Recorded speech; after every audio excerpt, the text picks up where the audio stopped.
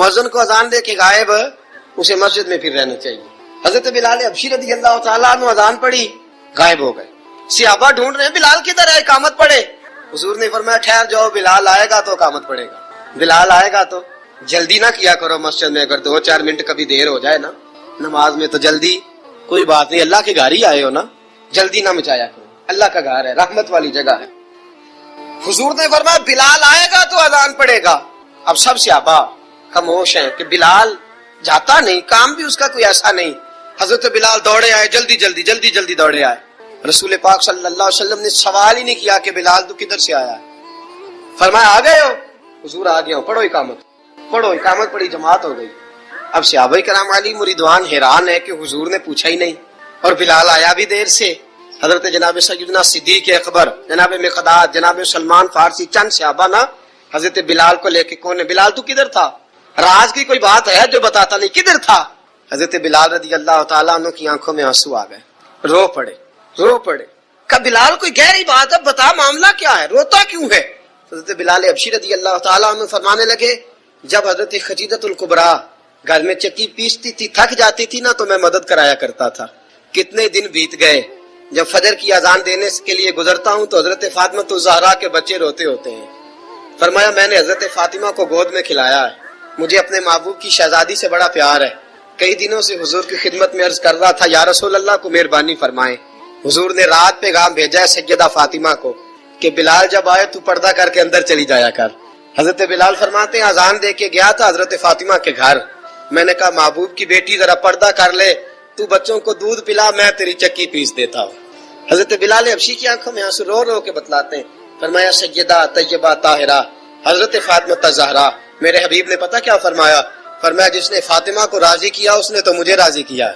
हजरत सैयदना बिलाल हबशी फरमाते मैंने चक्की पीसी और मैं तुम्हें क्या बताऊं, मेरे महबूब की बेटी ने मुझे बड़ी ही दुआएं दी है, उन्होंने मुझ पर बड़ा ही इज़हारे मोहब्बत फरमाया है। फरमाया मैं आजान से लेकर जमात तक लोग तस्बीहां रोलते हैं, लोग कुरान की आयत की तिलावत करते हैं, आजान से लेकर जमात तक लोग मुख्तलिफ किस्म के अज़कार में मशगूल होते हैं।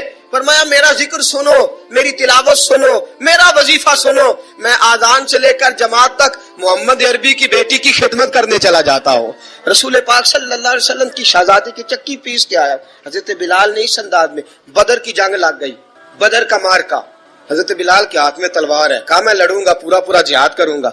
उमैया बिन खलफ जो बड़ा मारा करता था ना, वो दौड़ रहा था अपने बेटे को लेके, आगे कुछ सहाबा खड़े थे, वो करीब से गुजरने लगा। हजरत बिलाल ने फरमाया जरा पकड़ना उमैया को, ये मुझे मारा करता था, जरा पकड़ना, ना जाने ना देना। उमैया को सहाबा ने रोका।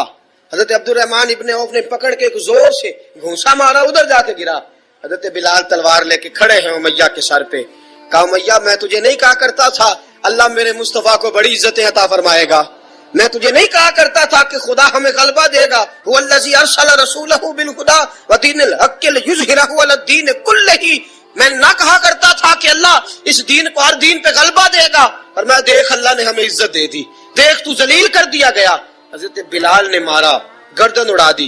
हजरत अबू बकर सिद्दीक पीछे देख रहे थे, दौड़े हुए आए, कहा बिलाल मुबारक हो, बिलाल मुबारक हो, आज तो तेरे सारे बदले पूरे हो गए। हजरत बिलाल ने सजदा शुक्र अदा किया। मेरे दोस्तों बड़ी बातें हैं जनाब बिलाल की करने वाली, ये वक्त साथ नहीं ना देता किसी का, ये रुक जाता है, ये कहता है कि बस अब रुक जाओ, वक्त हो गया आगे गुजरने का।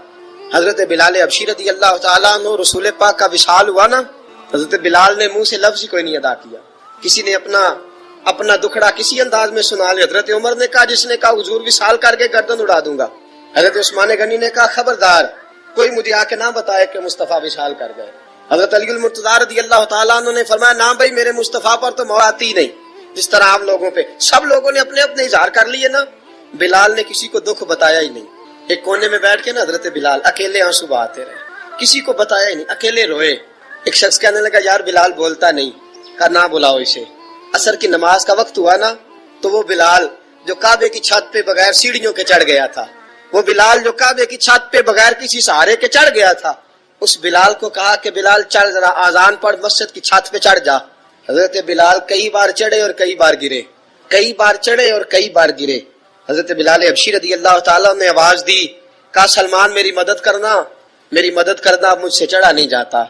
اب مجھ سے جایا نہیں جاتا. جناب سلمان فارسی نے بھی سوال نہیں پوچھا کہ بلال تو بیمار ہے, یہ نہیں پوچھا. حضرت بلال کو 2-4 صحابہ نے اٹھایا, چھت پہ پہنچایا. بلال نے اذان شروع کی. جب کہا نا اللہ اکبر اللہ اکبر, وہ آواز جس میں بڑا سوز ہوتا تھا, بڑی درد, بڑی بلندی ہوتی تھی, بڑا جوش خروش ہوتا تھا, آج وہ آواز دب گئی. جب بلال نے کہا نا اشہد ان لا الہ الا اللہ, حضرت بلال رضی اللہ تعالیٰ عنہ نے تھوڑی دیر روک کے سانس لیا. جب کہا نا اشہد ان محمد الرسول اللہ, جو سارے چپ کھڑے تھے نا ان میں سے ایک بابا رو پڑا, جس کا نام ابو بکر صدیق تھا.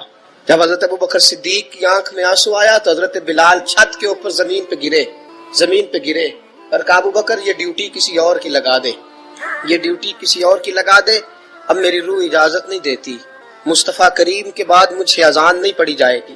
آپ نے واقعہ سن رکھا ہے کہ ایک بار صحابہ نے بلایا, دوبارہ آئے, حضور خواب میں ملے, کہا بلال تو آتا کیوں نہیں؟ بلال چھوڑ کے چلے گئے تھے. فرمایا اب میرا یہاں دل نہیں لگتا. ملک شام کے شہر حلب میں چلے گئے تھے, چھوڑ دیا تھا مدینہ منورہ. اب میری نگاہوں میں جچتا نہیں کوئی, جیسے میرے محبوب ہیں ایسا نہیں کوئی. حضور خواب میں ملے, آئے مدینے. حضرت بلال آخری بار, لوگوں نے کہا اذان پڑھو, کہا مجھے وہ اذان بھول ہی گئی ہے جو مجھے مصطفیٰ کریم کے زمانے میں پڑھا کرتا تھا, مجھ سے نہیں پڑھی جاتی, نہ مجھے کہو, میں کیسے پڑھوں؟ امام حسن اور حسین نے آ کے دامن تھاما نا تو کہا بیٹا میں تمہاری نانی کا بھی نوکر رہا ہوں, میں تمہاری ماں کی چکی بھی پیستا رہا ہوں, مجھ سے کوئی فرمائش نہ کر ڈالنا, میں نے نوکری کی ہے اور مجھے اگر اللہ نے توفیق دی تو میں تمہارے بچوں کے پیر بھی دھویا کروں گا. لیکن امام حسن رضی اللہ تعالیٰ عنہ نے فرمایا بلال ایک بار تو اذان سنانی پڑے گی. سنائی بلال نے اذان. کوئی گھر مدینے میں ایسا نہیں تھا جہاں سے رونے کی آواز نہ آئی ہو.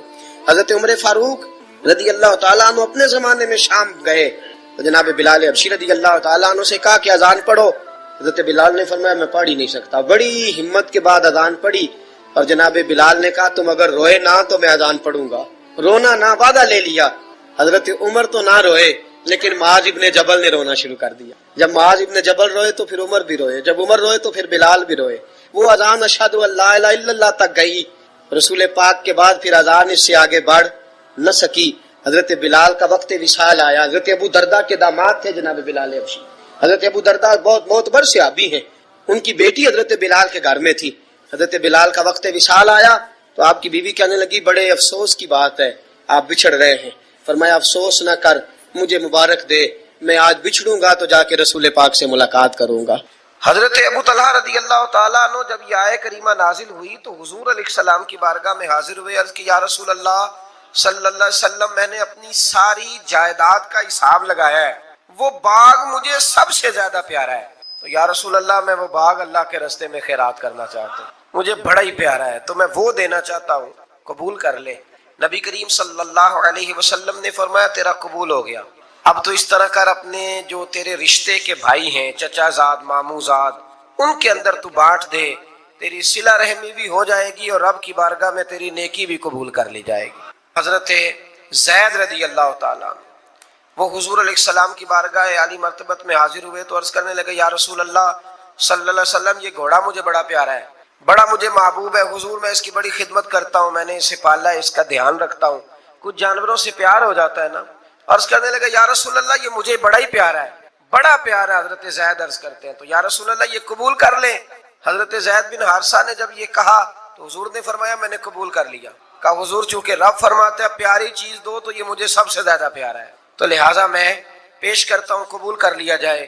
رسول کریم نے ان سے قبول فرما کے نا تو انہی کے بیٹے حضرت اسامہ بن زید کو دے دیا. تو وہ عرض کرنے لگے یا رسول اللہ صلی اللہ علیہ وسلم میں نے تو اللہ کے راستے میں دیا تھا. تو حضور نے فرمایا تیرا ہو گیا نا, تو نے اللہ کے راستے میں دیا تھا تو میں نے قبول کر کے اللہ کے بندے کو دے دیا.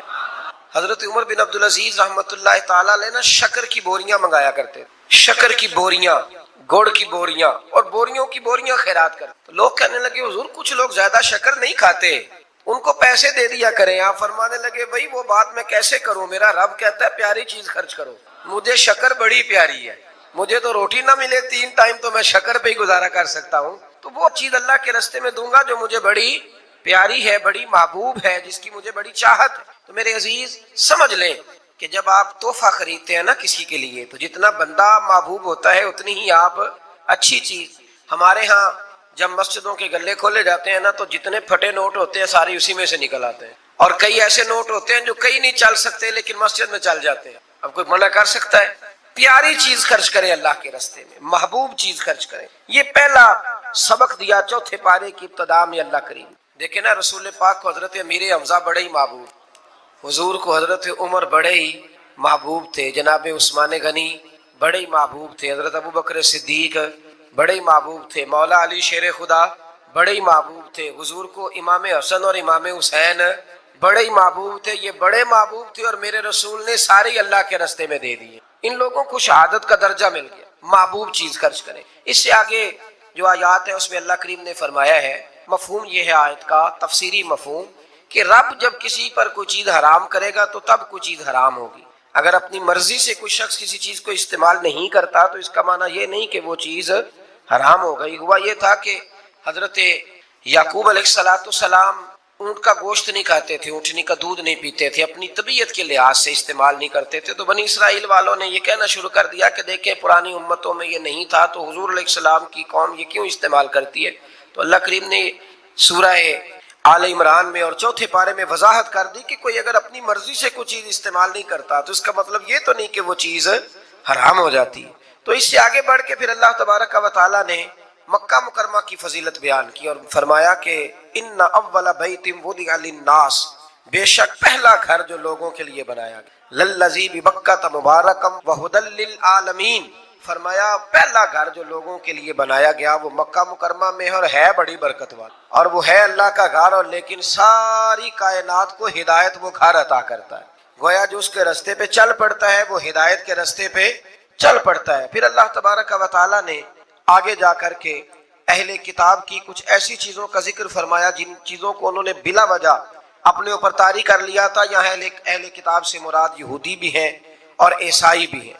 پہلے سے دوسرے رکوع میں اللہ تبارک و تعالیٰ نے امت مسلمہ کو یہ حکم دیا ہے کہ کلمہ پڑھا ہے تو اب مرتے دم تک مسلمان ہی رہنا، اور اللہ سے ڈرنا تو اتنا ڈرنا کہ جتنا ڈرنے کا حق، اور آخری دم تک تم نے مسلمان رہنا ہے. اور پھر اسی رکوع میں اللہ کریم نے حکم دیا کہ تم اللہ کی مضبوط رسی کو پکڑ لو، وَاعْتَصِمُوا بِحَبْلِ اللَّهِ، اللہ کی مضبوط رسی کو پکڑ لو اور جماعتوں میں تقسیم نہ ہو جانا، الگ الگ گروہ نہ بنانا.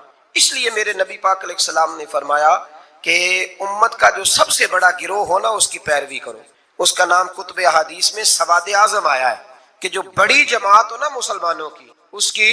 اب پتہ کیا مصیبت ہے، جو آدمی تھوڑا سا سٹائل ذرا ہٹ کے ہوتا ہے نا اس کے پیچھے لوگ چلنے لگ جاتے ہیں. جو ذرا انوکھی بات کرتا ہے نا کہتے ہیں یہ تو سارے لوگ ہی کر رہے ہیں. جو تھوڑی ہٹ کے بات کرتا ہے نا کہتا ہے پچھلے سارے ہی غلط تھے، میں واحد بندہ ہوں جو ٹھیک آیا ہوں. لوگ اس کے پیچھے لگ جاتے ہیں. ایسا نہ کریں. مسلمانوں کی وہ جماعت جو عرصہ دراز سے آ رہی ہے، آپ دیکھ لیں داتا صاحب کو کتنے سال ہو گئے اور اسلام کو کتنے سال ہو گئے. داتا صاحب کے بھی پیر ہیں، ان کے بھی آگے پیر ہیں، اور ان کے مرشد حضرت جنید بغدادی ہیں. پھر بات کہاں تک آگے جاتی ہے تو آپ یہ غور فرمائیں کہ اس رسی کو تھامے جس پر شروع سے لے کر مسلمانوں کا طریقہ چلا آ رہا ہے. قرآن مجید کی اسی پارے میں اللہ کریم نے ایک اور مضمون کو بڑے انوکھے رنگ میں بیان کیا ہے. فرمایا قیامت کے دن کچھ منہ کالے ہوں گے اور کچھ سفید ہوں گے، کچھ چہرے چمک رہے ہوں گے اور کچھ چہرے کالے سیاہ ہوں گے. یہ کالے وہ ہوں گے جو ایمان لانے کے باوجود کفر کرتے رہے. اسی آیت میں اللہ نے وضاحت کر دی اور فرمایا یہ جن کے منہ سفید ہوں گے نا، یہ قیامت کے دن جن کے چہرے روشن ہوں گے یہ وہ لوگ ہیں جنہیں اللہ اپنی رحمت عطا فرمائے گا. یہاں بڑی باتیں مفسرین نے کی ہیں کہ یہ کچھ چہرے کالے ہوں گے کچھ سیاہ ہوں گے، اس کا معنی کیا ہے؟ تو مفسرین کرام ایک پورے گروہ نے، ایک پوری جماعت نے ذکر فرمایا ہے کہ دنیا میں نا کچھ چیزیں دلوں میں چھپی ہوئی ہیں جو ظاہر نہیں ہو رہی، قیامت میں ظاہر ہو جائیں گی. دلوں میں چھپی ہوئی ہیں، قیامت کے دن وہ چیزیں ظاہر ہو جائیں گی. اگر دلوں میں ایمان چھپا ہے تو قیامت کے دن چہرے چمکنے شروع ہو جائیں گے، اور اگر دلوں میں نفاق چھپایا نا لوگوں نے، سامنے کچھ کہتے ہیں اور پیٹھ کے پیچھے کچھ اور کہتے ہیں، تو وہ بھی قیامت کے دن نمایاں ہو جائے گا. چہروں میں بڑا کچھ ہوتا ہے، چہروں کے اندر بڑا کچھ ہوتا ہے. حضرت سلطان باؤ رحمۃ اللہ تعالیٰ علیہ ارشاد فرمایا کرتے تھے کہ دل کالے نالو منہ کالا چنگا جے کوئی رمز پچھانے. دل کالے نالو منہ کالا چنگا جے کوئی رمز پچھانے. اگر اس پر غور کرے نا تو منہ چمکانے سے بہتر ہے کہ دل چمکایا جائے، دل روشن کیا جائے. اور میرے رسول کریم علیہ السلام نے ولی کی علامت بیان کی ہے. فرمایا ولی اسے کہتے ہیں جس کو دیکھتے ہی رب یاد آ جاتا ہے. ایک ہوتا ہے آرٹیفیشل حسن، وہ بھی یاد آتا ہے نا، آج کل آپ کو پتا ہے لوگوں نے کیا ہوتا ہے، اس میں نورانیت نہیں ہوتی. میں اکثر کہا کرتا ہوں کہ ریاکاری اصل میں اداکاری ہوتی ہے. تو جب بندہ اداکار ہوتا ہے تو اس میں کوئی حسن نہیں ہوتا. جب بندہ اندر سے اس کی طبیعت معصوم ہوتی ہے نا، اندر سے وہ نفیس ہوتا ہے، وہ اچھی سوچ والا ہوتا ہے، تو وہ جو اندر کی روشنی ہوتی ہے وہ باہر بھی آ جاتی ہے، پھر چہرہ چمکتا ہے، پھر اس میں روشنی آتی ہے. نبی کریم علیہ السلام کا ایک فرمان ہے، حضور فرماتے ہیں رات کو جو آدمی تہجد پڑھے گا نا کمروں میں چھپ کے، اسے سویرے بتانا نہیں پڑے گا کہ میں نے پڑھی ہے، فرمایا اس کا چہرہ ہی بتائے گا کہ رات اس نے اپنے رب کی عبادت کی. تو چہرے بڑا کچھ بتایا کرتے ہیں. تو قیامت میں بھی کچھ چہرے چمکیں گے اور کچھ کالے سیاہ ہوں گے. انشاءاللہ اللہ فضل فرمائے گا تو اہل حق کے چہرے چمکیں گے. اللہ فضل ہی فرمائے گا، کرم فرمائے گا. پھر دیکھیے دوسرے سے تیسرے رکوع میں اللہ کریم نے نا اس امت کی فضیلت بیان کی. فرمایا کنتم خیر امت اخرجت للناس، فرمایا تم بہترین امت ہو، تمہیں اللہ تبارک و تعالیٰ نے لوگوں کی بھلائی کے لیے پیدا فرمایا. اے رسول کریم کی امت تم ایک بہترین امت ہو. دنیا میں سب سے کمزور شخص پتہ کون ہوتا ہے؟ جسے یہ پتہ ہی نہیں ہوتا کہ میرا مقام کیا ہے. اگر پتہ چل جائے نا میرا مقام کیا ہے تو جینا آسان ہو جائے. یعنی ایک آدمی استاد ہے، ٹیچر ہے، اور جب وہ چھوٹی حرکت کرتا ہے نا تو پتہ لگتا ہے کہ اسے پتہ ہی نہیں کہ میرا اصل میں مقام کیا ہے. تو استاد ہے، تیرا سٹیٹس ہے، تیرا معیار ہے. اتنی چھوٹی بات تو کر گیا. بہت بڑا آدمی، وزادار آدمی، وہ جب چھوٹی بات کرتا ہے تو محسوس ہوتا ہے کہ نہیں باتوں میں ہی بڑا ہے، باقی اس کے پاس کوئی چیز موجود نہیں ہے. امت مسلمہ بڑی امت ہے. جب یہ چھوٹی بات کرتی ہے نا، چھوٹی بات، میں ملک سے باہر تھا تو وہ سنگیوں کو، ہمارے مسلمانوں کو کچھ مسئلہ بن گیا. ان کی ڈیوٹی ہے سارا دن غیروں کی تعریفیں کرنا، سارا دن تعریفیں کرتے ہیں. ان کی سڑکیں دیکھی ہیں، ان کے مکان دیکھیں، ان کی فلانی چیز دیکھی ہے. تو میں نے ان سے کہا کہ میں نے تو سنا ہے کہ بچہ بالغ ہو جاتا ہے تو ابا خود کہتا ہے جا اپنا بندوبست کر، کہتا ہے کہ نہیں کہتا؟ تو میں نے کہا یہ تو نکال دیتے ہیں بچوں کو، بچے اپنا بندوبست کر لیتے ہیں اور ابا جی کا بندوبست کوئی بھی نہیں کرتا. 2-3 مہینے یورپ میں بوڑھا اندر مر جاتا ہے تو پھر باہر خبر آتی ہے کہ مر گیا، جب بدبو گلی میں آنے لگے. یہ معیار ہے. سڑکیں پکی ہیں، اس میں کوئی شک نہیں، مکانات اچھے ہیں، قانون کی پابندی ہے. لیکن میرا مسلمان جب وہاں جاتا ہے اشارہ نہیں توڑتا، تو اگر یہاں بھی نہ توڑے تو قانون یہاں بھی صحیح ہو سکتا. لیکن جو بندہ وہاں سے پیسے کما کے آتا ہے نا، وہ کہتا ہے اشارہ نہ توڑو تو پتہ کیسے چلے گا کہ میں وہاں سے آیا ہوں. تو بھائی آپ بہترین لوگ ہیں، آپ چھوٹی بات کیوں کرتے ہیں؟ آپ بہترین لوگ، آپ تھوڑا اونچا بیٹھ کے بات کریں. آپ کا ایک سٹیٹس ہے، مومن کا ایک مقام ہے. میرے نبی کریم صلی اللہ علیہ رسول کریم علیہ السلام بیت اللہ شریف میں کھڑے تھے، کعبہ معظمہ کے سامنے. حضور نے بیت اللہ شریف کی طرف دیکھ کے فرمایا، کہ ترمذی کی حدیث ہے، حضور فرمانے لگے کعبے تیری بڑی عزت ہے، پر جو بندہ میرا کلمہ پڑھ لیتا ہے نا، بندہ مومن، اس کی عزت اللہ کی نظر میں کعبے سے بھی زیادہ ہے، وہ زیادہ قابل اعزاز ہے. اب اس کو سمجھنا چاہیے نا کہ جس نے حضور کا کلمہ پڑھا اس کا ایک اعزاز ہے، یہ چھوٹی بات نہیں کر سکتا. اور اعزاز کس وجہ سے ہے وہ بھی اللہ کریم نے ارشاد فرمایا. فرمایا اخرجت للناس، اعزاز اس لیے نہیں کہ تیرا رنگ گورا ہے، اعزاز اس لیے نہیں کہ تیرا قد اونچا ہے، اعزاز اس لیے نہیں کہ تیرے پاس ڈگریاں زیادہ. تأمرون بالمعروف، امت مسلمہ کی شان اس لیے زیادہ ہے کہ یہ لوگوں کو بھلائی کا حکم دیتے ہیں. وتنہون عن المنکر، اور لوگوں کو برائی سے منع کرتے ہیں. اور یہ جو کام لوگ کرتے ہیں نا، خیر کا حکم دینا، برائی سے منع کرنا، یہ لوگ دنیا کے امام ہوتے ہیں. اب ہمارے ہاں کیا ہوتا ہے، ایک سازش ہوتی ہے. جن لوگوں کو ہم نے نیکی کا حکم دینا تھا نا، اللہ کی توحید کا پیغام دینا تھا، نبی کریم علیہ السلام کی رسالت کی بات جن لوگوں کو ہم نے کرنی تھی، جب ہمارا لیڈر اسی قوم کو بطور مثال یہاں بیان کرتا ہے، یعنی جس کے لیے حکم تھا کہ ہم اسے کہیں کہ تو کلمہ پڑھ لے، جب اسے ماڈل بنا کے ہمارے سامنے پیش کیا جائے گا کہ وہ بڑا اچھا ہے، تو ہم اسے کیسے کہیں گے کلمہ پڑھ؟ اور پھر اس سے اگلی بات یہ ہے کہ ہم تقریروں سے کلمہ پڑھانا چاہتے ہیں. تقریر بڑی مؤثر کام ہے، ضرور ہونی چاہیے، لیکن دنیا میں انقلاب عمل سے آتا ہے، عمل سے. صحابہ کرام علیہم رضوان نے بڑی بڑی تقریریں کی، بڑے بڑے جاندار وہ لوگ تھے کہ ایک جملہ کہتے تھے تو دنیا تڑپ اٹھتی تھی، لیکن ان کی تقریروں سے زیادہ اثر ان کے عمل میں تھا. حضرت باجید بستامی رحمۃ اللہ علیہ کا زمانہ تھا، تو ایک یہودی اور مسلمان کی دوستی تھی. تو اس یہودی نے مسلمان سے کہا کہ یار ہماری بڑی دوستی ہے تو دوستی پکی رہنی چاہیے. تو مسلمان کہنے لگا بالکل پکی رہے گی، میرے دل میں بھی بڑے دنوں سے خواہش تھی کہ دوستی پکی ہو جائے. تو کہا کیسے پکی ہو سکتی ہے؟ تو مسلمان کہنے لگا تو کلمہ پڑھ لے دوستی. تو وہ یہودی کہنے لگا یار ناراض نہ ہونا، میں نے 2 اسلام دیکھے، کون سے والے اسلام کا کلمہ پڑھو؟ اس نے کہا 2 اسلام. کہنے لگا ایک اسلام تیرا ہے، ایک حضرت باجید بستامی کا ہے. میں اور تو اکٹھے رہتے ہیں، نماز کا وقت ہوتا ہے تو بھی بیٹھا رہتا ہے، میں بھی بیٹھا رہتا ہوں نماز، اور ادھر اگر شراب کی مجلس چلتی ہے تو میں جاتا ہوں تو معاذ اللہ تو بھی چلا جاتا ہے.